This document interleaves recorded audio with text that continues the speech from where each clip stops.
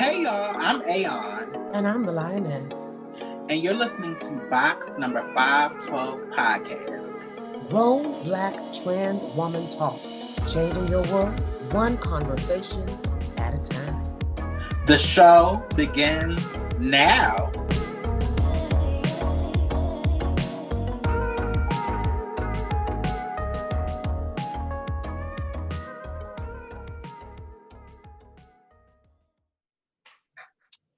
Hey y'all, we have a nice segment that we're going to do right now. We have a very, very special guest here with us down at the Box number 512 podcast, Grown Black Trans Woman Talk. We are going to let her introduce herself and tell you a little bit about why she's here. So come on, sis. Hey there, my name is Juniper Yun. I am the Program Associate at the Transgender District of San Francisco, the world's first legally recognized district dedicated to those of the trans experience, founded by 3 Black transgender women in 2017. And we're here to talk today about Know Our Place. The district just launched our public awareness campaign last week on Thursday. And what it entails is a assertion of place for the trans and gender non-conforming community. The idea of the campaign is to present not only the images of trans and gender non-conforming people into the public eye, but to also celebrate them and allow them to share their stories via a digital platform, knowourplace.com, where they can actually share their stories, talk about their lives, and also we highlight their work in the community as either creatives, culinary artists, or trailblazers as advocates themselves. With knowourplace.com, it's attached to the district's initiatives as well, whether it's within the housing sector or within entrepreneurship or with visual storytelling.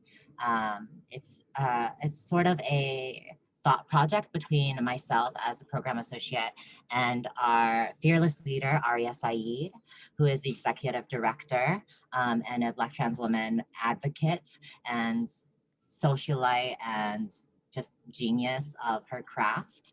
And we wanted to create a campaign that kind of responds to the Transgender Day of Visibility, which is recognized internationally on March 31st.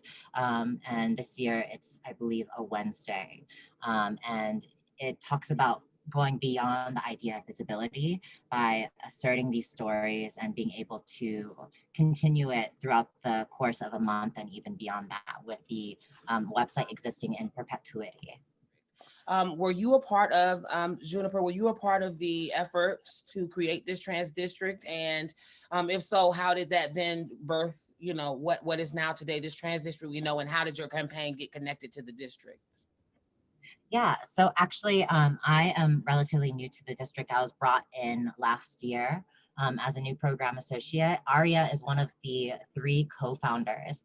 Back in 2017, the district was founded in response to the widespread gentrification in San Francisco and the recognition of the Tenderloin neighborhood as a point of history for the transgender, particularly the Black transgender movement, specifically around what is called Compton's Cafeteria, which is a historic building that still stands to this day, that is in our district, that is the site of one of the first uprisings of transgender people of color against oppression.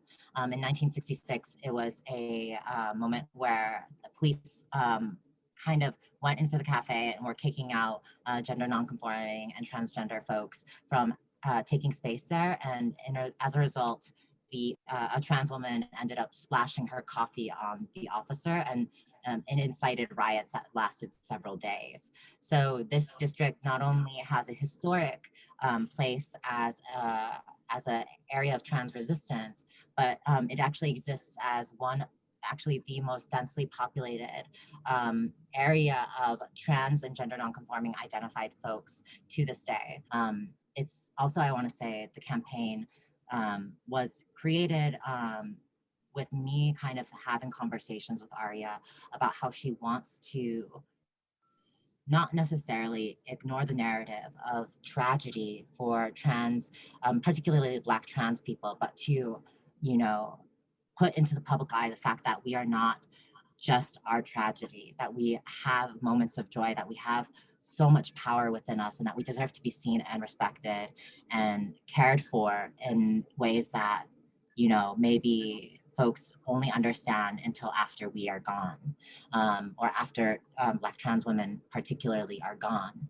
So that was something that I kind of took to heart, and I tried to form this campaign to create public spaces where print ads could be placed that assert our place in this city, in this state, and in this world, that we know our place, and it is anywhere that we want to be. Right. That we also have a place called the Transgender District that is dedicated to us. But, you know, this whole planet is teeming with our people that our ancestors fought tooth and nail to like have us exist to this day. So I wanted to honor that vision that Aria had. And then that's also why all the models are um, identify as people of color or are Black. So I identified folks who are working in the community, that are creatives, that are up and coming in their craft and careers, that are all, you know, people of color who have in some ways faced adversity because of who they are. So the models themselves are, you know, inseparable from the campaign, because these folks are truly folks who stepped forward and were really asserting that they belong in whatever field that they're in, that they belong in whatever place they live, and that they continue to live with that integrity and that dignity and that strength. Yes. Wow. Can you tell me a little bit about the reach of this campaign and what is your vision for it in the future? Is this something that's limited to the San Francisco market, or do you want to go national? Like, what's your vision with this campaign?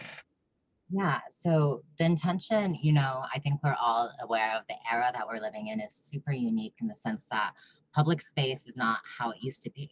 That COVID-19 has really changed how we interact with each other, particularly in outdoor space. So that's sort of where I began with wanting to create a site that could exist, you know, continually to immortalize these stories, but also be accessible from anywhere, whether it is from your home, whether it is from, you know, you're parked on the street, you see the billboard and you want to check it out, or, you know, you might search about, like, you know, stories of the transgender and gender nonconforming community, and Nora Place will pop up. So for me, the reach of this campaign's my kind of intention when I was speaking with Aria is, of course, to assert the fact that we exist, like in San Francisco. Like San Francisco is the place that has the world's first district dedicated to us. But at the same time, that again, the message is that we know our place and it is anywhere in the world that we exist. Like every step that we take claim to that space. So I also wanted it to reach further. So actually analytically, what's cool about the website is that I can actually track where our views are coming from. So definitely there is a national presence just because of the nature of having a social media campaign to push this, as along with the public awareness campaign that is, you know, limited to our geolocal area.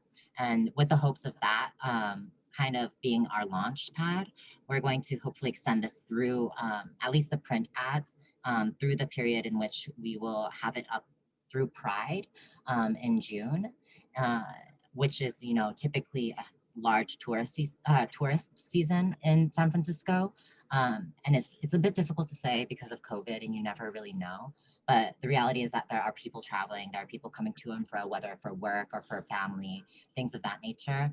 And as things are reopening, I think that there is a huge opportunity, you know, whether it is expanding the ads towards like areas near SFO, which is our international airport, or even our intention is, of course, to stay local again and expand it into our street banners, which line our street poles on, you know, the streets that encompass the district, as well as bus shelters and things. I wanted to also iterate the fact that I wanted this campaign to be, you know, as accessible for folks as possible.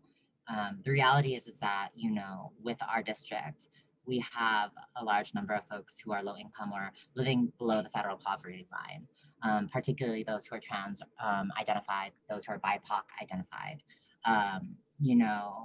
Most of these folks, they don't just spend money on a Lyft. They don't spend money on like Uber. They don't have cars of their own. They do take public transit. So that was why it was important for me to put it in the metro. Whereas like, maybe the campaign is of course one part awareness, but it is also to remind those who are seeing it that are trans and gender nonconforming, that are Black trans women, that are, Black trans men, that are Asian trans people, Latina trans people, Latino trans persons, like anybody, that there's a space for them, that they're up there and they're being celebrated, and that, you can live with dignity and like, still be, doing the grind. You know what I'm saying? Yeah.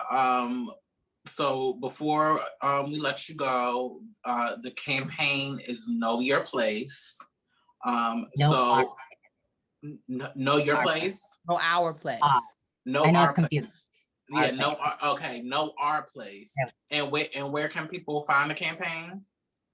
Yes, so you can, if you're in San Francisco, right now we have a billboard up on 5th and Harrison in the Soma district, right off the highway. Otherwise, we also have BART activations in print and digital posters in the Civic Center BART or the Powell Street BART.